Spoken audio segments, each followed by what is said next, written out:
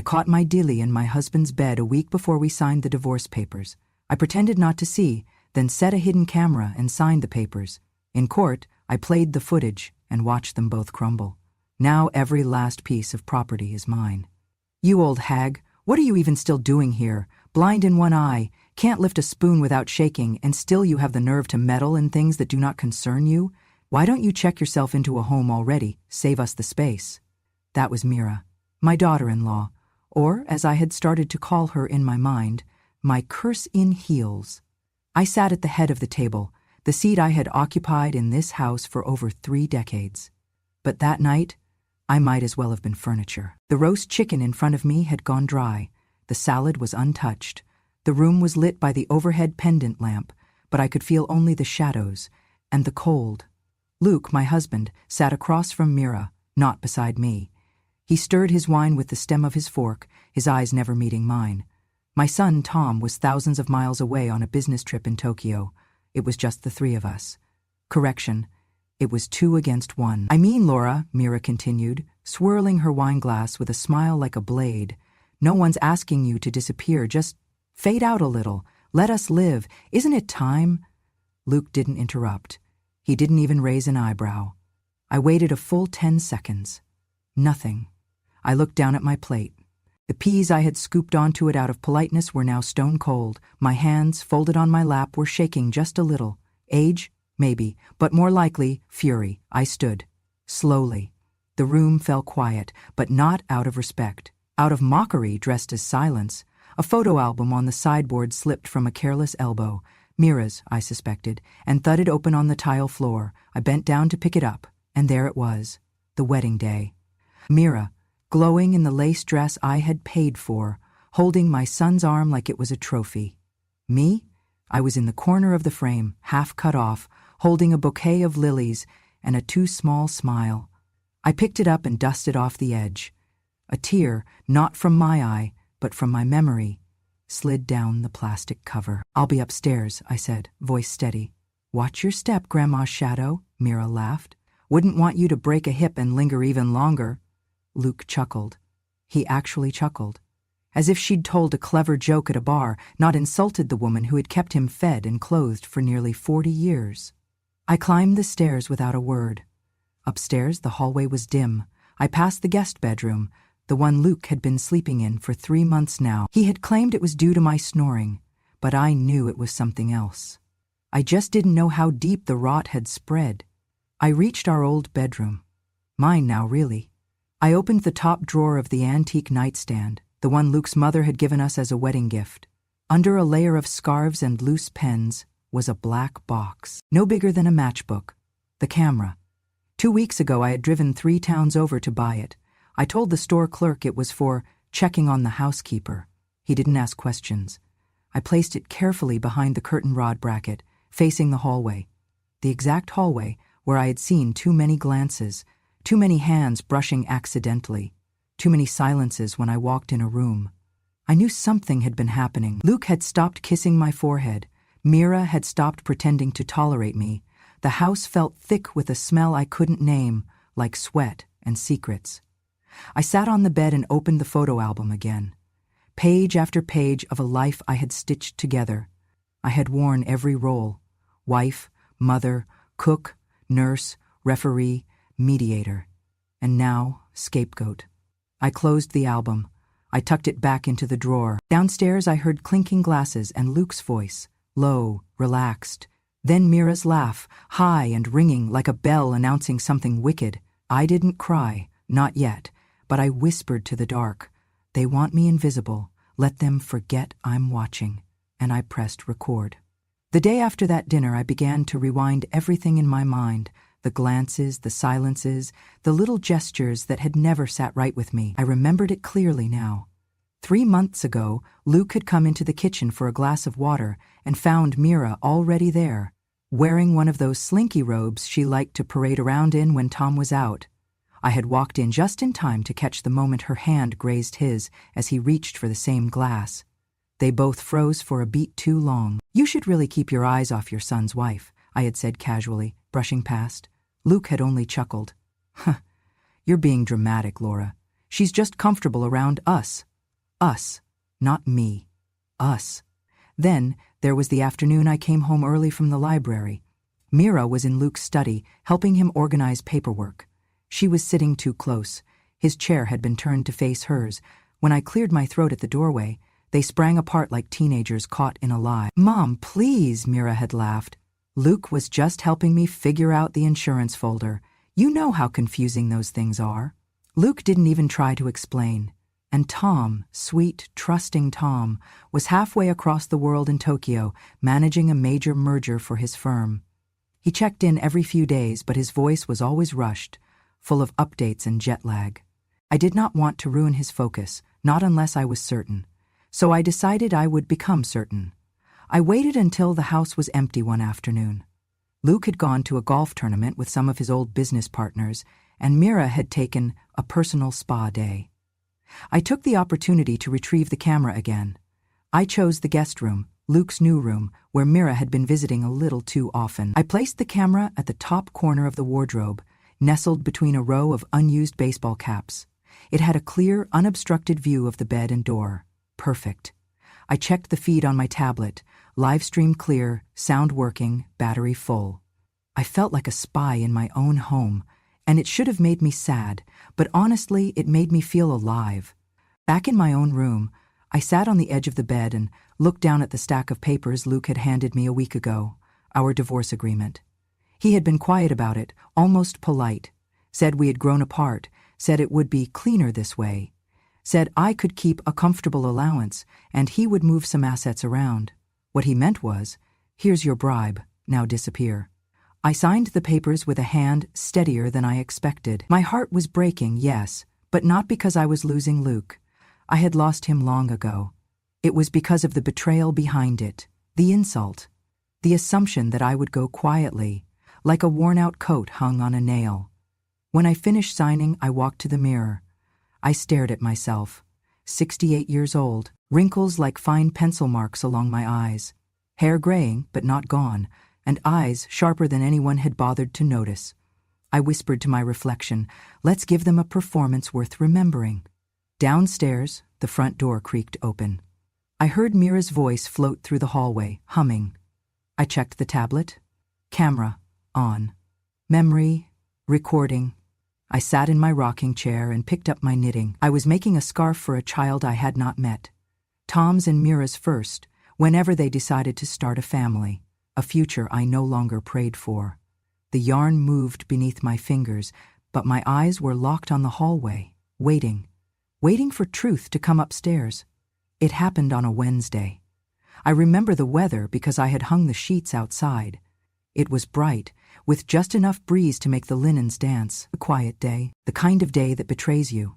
Luke had told me he was going into town. Mira said she was meeting a friend for coffee, but I forgot my reading glasses and came back unexpectedly from the pharmacy.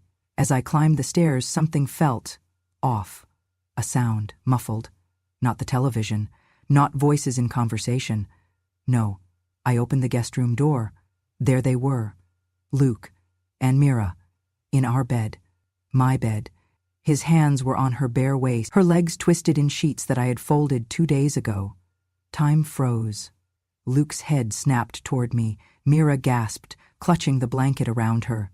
"What the hell is she doing here?" she shrieked. I could not speak. My throat tightened like it had swallowed a rock. My knees buckled slightly, but I held on to the doorframe. Luke rushed toward me, not to apologize, not even to explain, but to shove me back out the door. "Laura, wait, it's not what you think," he barked, his voice sharp and shaking. "You shouldn't have seen this." My heel caught the edge of the hallway rug. I stumbled backward. My head cracked against the corner of the closet door. The pain was sharp and instant. I fell to the ground, dazed. The air knocked from my lungs. Mira stood in the doorway, wild-eyed and furious. "Do something, Luke," she yelled. "She'll ruin everything." Luke crouched beside me. "Laura, listen," he said, his voice suddenly low, urgent. "You need to calm down. We'll talk about this later. But right now you need to rest. You're confused. You're not well." I looked into his eyes. The same eyes that had once looked at me with love. They were cold now, hollow, focused only on damage control. They dragged me, yes, dragged me, down the stairs, into the basement. The door creaked open, and I felt the rush of damp, musty air. "You'll be okay here," Luke said, as if he were doing me a favor. Mira threw an old blanket at me and slammed the door. The lock clicked, and I was alone. The basement was cold, darker than I remembered. Boxes of old decorations, tools, forgotten things surrounded me like witnesses too scared to speak. My head throbbed. My arms ached. I curled up on the cold floor, the blanket barely covering my legs. They had locked me in. My husband and my daughter-in-law. Two people I had once cooked for, prayed for, defended. I lay in silence. No screaming, no pounding on the walls. Just breathing. Shallow, steady breathing. And then I whispered, so quietly, even I could barely hear it. The lips of my child, the hands of my husband. "You are killing the last piece of me. But not all of me. Not yet." From the basement I could hear them. Their voices drifted down through the thin vent in the ceiling. Luke's low and calculating, Mira's sharp and impatient. "She's going to tell Tom," Mira hissed. "She's not going to tell anyone," Luke said, his voice calm, too calm. "She hit her head, she's delusional. All we have to do is file the paperwork. The hospital will do the rest." "What do we tell the court?" Mira asked. "That she's unstable? That she wandered into the room accusing us of things that never happened? That she's been seeing things since the accident last year? They were going to have me declared mentally incompetent, lock me away in a home, remove me as a legal threat. And then they would have everything. My name off the accounts, off the deed, out of the picture." I curled tighter beneath the old blanket and bit the inside of my cheek until I tasted blood. My hands trembled, but I was not done. Not yet. I waited until I could no longer hear their voices above. Then I crawled to the far corner of the basement, behind the stack of winter coats no one had touched in years. I reached behind a loose panel in the wall, my own hiding place, prepared long ago when I started to suspect something was wrong. And there it was. A tiny black flip phone. A burner, charged, still on, just one purpose. I opened it with stiff fingers and typed, "Tom, if you're reading this, you must come home. Mira and your father are having an affair. I caught them. They locked me in the basement. They are planning to fake my medical records and commit me. I think they want me gone, for good. Please, son, come home. SOS. I hit send. I stared at the screen, watching the tiny bark crawl across. Sent. 3:02 a.m. And then I prayed. Not aloud, not dramatically, just a quiet plea to whoever might still listen. Let my son see this. Let him believe me. Let me survive long enough to see the look in their eyes when the door opens. Somewhere, miles away, my son's phone vibrated on a nightstand. The sound of a car door slamming woke me. Not the usual kind, this was fast, sharp, purposeful. Footsteps on gravel, then silence. Then more steps, the side entrance creaked open, and then a voice. "Mom?" I shot up, banging my shoulder on the edge of an old shelf. My heart surged. "Tom?" I called, my voice barely a rasp. I scrambled toward the door and started pounding, yelling his name, louder. He heard. I knew he did. "Where is she?" he shouted upstairs. "Where the hell is my mother?" I heard scrambling, Mira yelling something incoherent, then Tom's voice again, closer now. "Mom, hang on. I've got you." I heard the key fumble in the lock, then finally the bolt gave way. The door creaked open and light streamed in like a second chance. My son stood there, disheveled, pale, his eyes wet with shock and rage. "Mom!" He knelt beside me, helped me to my feet like I was made of glass. I clung to his shoulder, steadied by something stronger than bones. "She's fine," Luke's voice rang from above. "She just needed rest." "She was hallucinating," Mira added quickly. "We were going to get her help. Tom was already filming. His phone was up, pointed at both of them. You were going to what?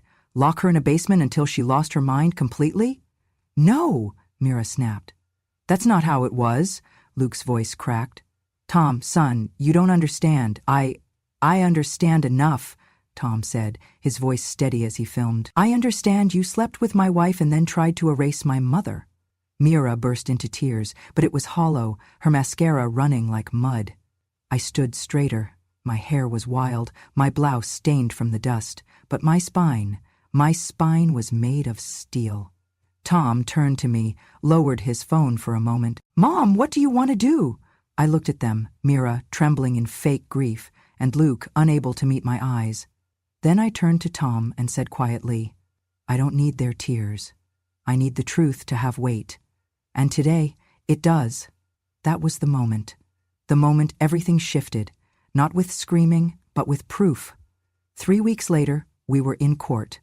Tom had flown back and forth between legal appointments and meetings with our attorney, gathering every bit of evidence, the recordings, the texts, the basement photos, and of course, the footage.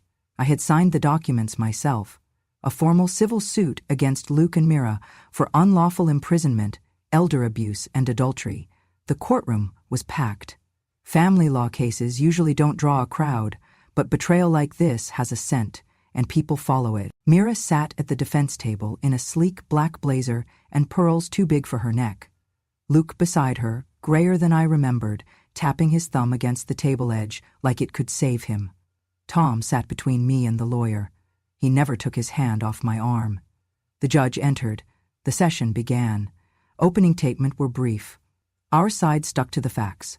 Locked basement door, hidden phone, the affair, the footage. Their side denied everything. Confusion, misunderstanding, a difficult time for the family. And then the moment came. Our lawyer stood and said, "Your Honor, with your permission, the plaintiff would like to introduce video evidence into the record." The judge nodded. "Proceed." Tom reached into the case folder and slid over a flash drive. The screen in the courtroom flickered. First a quiet view of the guest room, the bedding, the light afternoon shadows. Then the door opened. Luke entered, then Mira, laughing, kissing. He lifted her by the waist and tossed her onto the bed. No one spoke in the courtroom. The footage wasn't graphic, but it didn't have to be. What it showed was enough. Luke's shirt came off. Mira's laughter rang through the speaker system. And then, the moment I walked in, the gasp, the push. The frame shook as I hit the ground, gasps from the courtroom. Someone covered their mouth. Mira leapt up from her seat and bolted out the side exit, her heels echoing down the hall. Luke just stared at the floor. The judge called a brief recess. Tom turned to me. His eyes were damp. He stood and helped me up from the bench. And right there, in front of everyone, he wrapped his arms around me. I had not felt his embrace like that since he was a boy. When court resumed, our lawyer stood and said, "Your Honor, the tape says more than I ever could. My client is not delusional, she's not unstable, she is a mother, a wife, and a victim of betrayal so deep it cuts through blood and bone.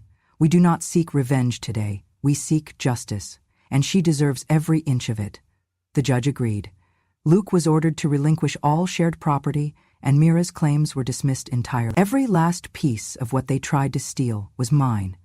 Not because I screamed, but because I endured. The judge's voice rang steady through the courtroom.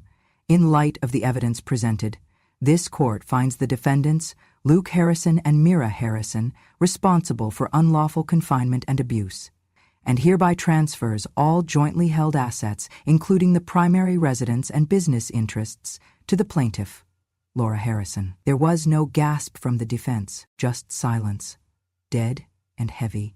Luke kept his eyes on the floor, his hands clenched. Mira never returned to the courtroom. Her seat remained empty, just like her promises. I looked down at my hands, wrinkled, veined, strong. These were the same hands that once cooked for both of them, helped raise their child, cleaned up after their messes, and now held the deed to the very home they tried to bury me beneath.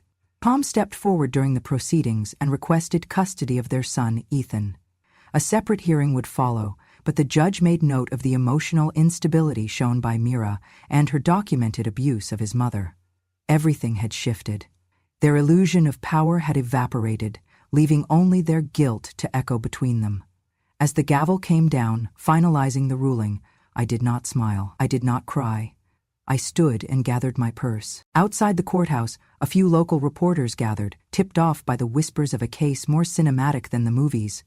One young reporter, probably younger than my grandson, lifted his mic and asked gently, Mrs. Harrison, any words for those watching? I looked at him, his fresh eyes, his trembling mic, the way he waited for me to either collapse or explode. Instead, I straightened my coat, stepped closer to the camera, and spoke softly. I did not come here for revenge. I came to remind them that the voiceless can speak, and sometimes the one they call a burden is the only one holding the key. He blinked, stunned by the calm. I turned and walked away. Behind me, the courthouse loomed tall and cold, but I did not feel small anymore.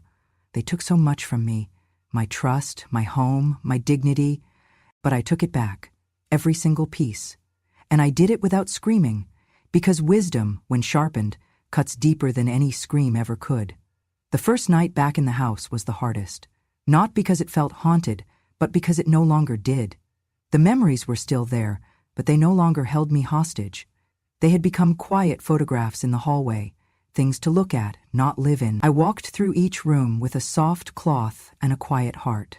Dust had settled in the corners like old memories, waiting to be swept out. I took my time. I wiped every surface as though erasing the parts of myself that had been ignored, dismissed, or overlooked.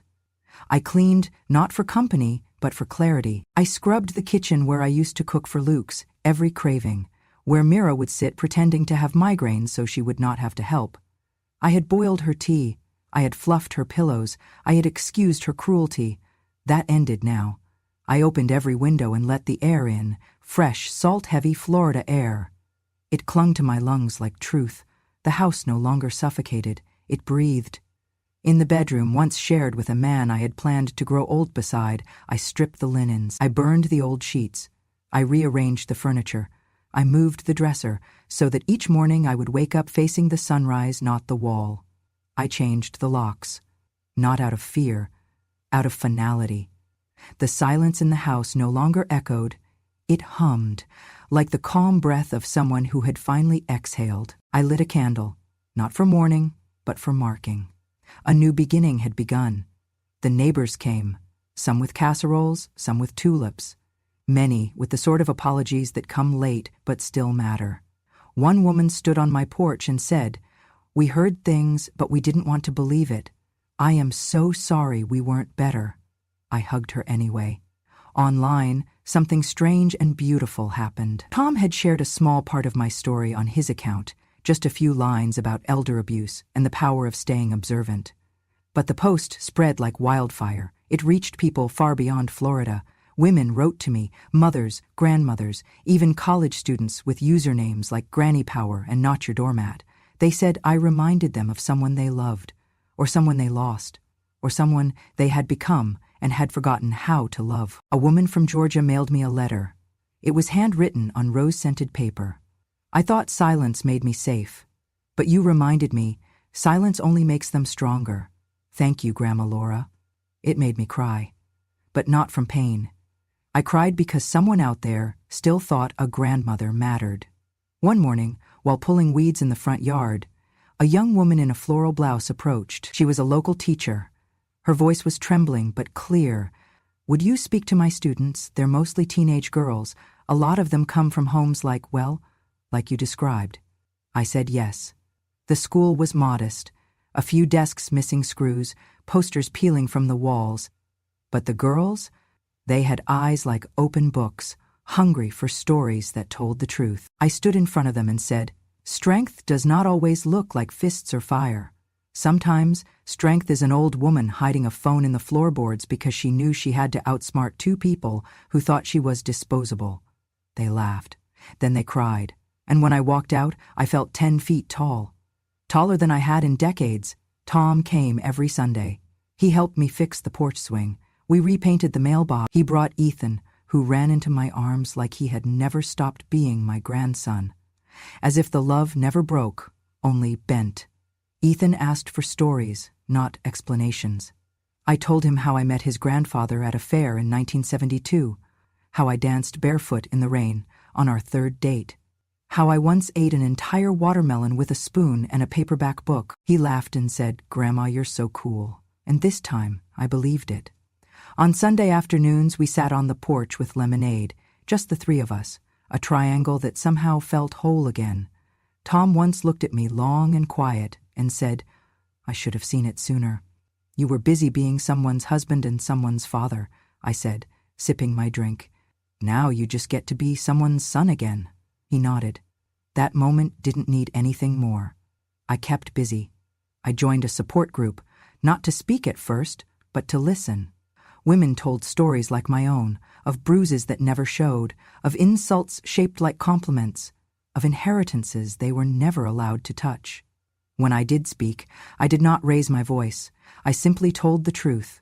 We held each other's silence gently, like heirlooms.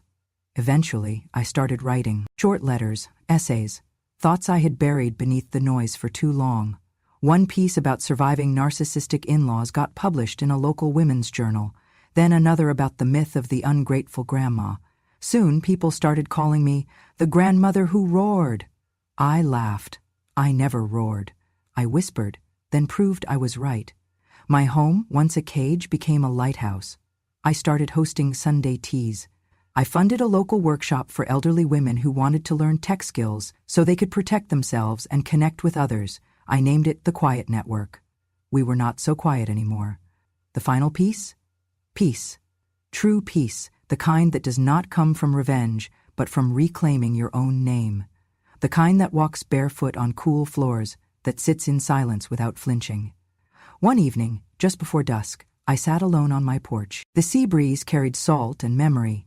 I sipped the last of my chamomile tea, breathed deep, and looked toward the ocean. The sky was streaked with orange and violet, like bruises healing in the sky. I whispered, "I was once a shadow." But anyone who walks in shadow long enough learns to see where the fire burns brightest. And I smiled, because I had seen the fire. It was mine all along. ___. The summer sun dipped low, turning the porch into a golden haven, and I rocked gently in my chair while Tom sat across from me, the way he used to when he had homework sprawled across his desk and tomorrow's accountability still ahead of him.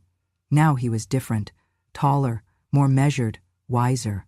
And beside him, a loaf of freshly baked honey cornbread sat in a wicker basket, warm to the touch. He cleared his throat. "Mom, this is Raymond." Then Raymond stepped forward, mid-60s, salt and pepper hair neatly combed, and eyes that carried both grief and kindness. He gave a slight bow of his head before offering me the bread, his hands unwavering. "Thank you," I said, accepting it. "Tom tells me you're a mason." "General contractor," he corrected politely. "We restore old homes up in Savannah. Saw the workshop sign on your front gate and thought, maybe you'd like a fresh loaf." I smiled, touched by the gesture. "That you did." We settled onto the porch together, the horizon aglow with promise. Raymond handed me a slice, warm and fragrant, and when I bit into it, the sweetness reminded me of simpler times. Apple pie cooling by the window, lemonade on scorching afternoons. He leaned back, his gaze drifting to the edge of the garden. "My wife Laura, same as you, used to bake cornbread for me when I was working late, made me feel like I wasn't alone." I set the loaf down. "That's a good woman." "She was," he agreed softly. "Patient, stubborn, kind. She taught me that sharing food is sharing self." I nodded. I'd learned that once too before the walls closed in. Tom cleared his throat. "Raymond told me about the restoration work here. You're thinking of helping Mom redo the front hall?" Raymond smiled. "Only if she'd let me. There's structural damage in the beam above the door. I thought it might be nice to repair it, reinforce it, start fresh." I breathed in. "Let's do it." Tom squeezed my shoulder. The weeks that followed were a gentle dance. Raymond showed up each morning in old work boots and a brown t-shirt, carrying tools and plans. He assessed the front hall, tapped the beam, measured, made notes. We talked while he worked, about sea patterns, about vintage diners, about grief and hope. One afternoon he crouched beside me while I pulled weeds. "That white rose?" he asked, pointing. "Your mother's favorite." I nodded. "She planted it the day Tom was born. It was supposed to be a gift for his bride." Raymond brushed a finger against the petals. "She had good taste." It made me laugh. And then I cried. Because it was true. He didn't flinch. He just sat beside me, quiet and supportive. The restoration began. New beam, fresh paint, a glass transom window above the front door so morning light could flow in. Each nail hammered felt like a small reclamation. By the time they hung the new light fixture, the house felt less like a prison, more like sanctuary. All the while, Tom visited nearly every day. He and Raymond would talk business. Raymond would ask questions about the kitchen layout, about where I keep my favorite teacup, how high to set the new cabinets. Tom would laugh, ask his mom questions, and then join in the conversation. One evening, after the work was done, Raymond invited me to dinner. Just the two of us and a couple of board games and a pot of basil soup made with tomatoes from my garden. We ate at my dining table, and for the first time in years, I felt calm. We talked about books and music, about how laughter sometimes arrives in hidden crevices. I taught him how to roll out biscuits, how to be gentle with dough. He responded by praising my hands, the ones that had stood the test of betrayal and time. "Your hands have stories," he said. "Every line is a chapter." That night, after dinner, Tom watched us with a small smile. I caught his eye and mouthed, "Thank you." The porch was our retreat. Some nights I sat alone, gazing out at the sea. Others, Raymond joined me quietly, joining my slow rock and my slowed heartbeat.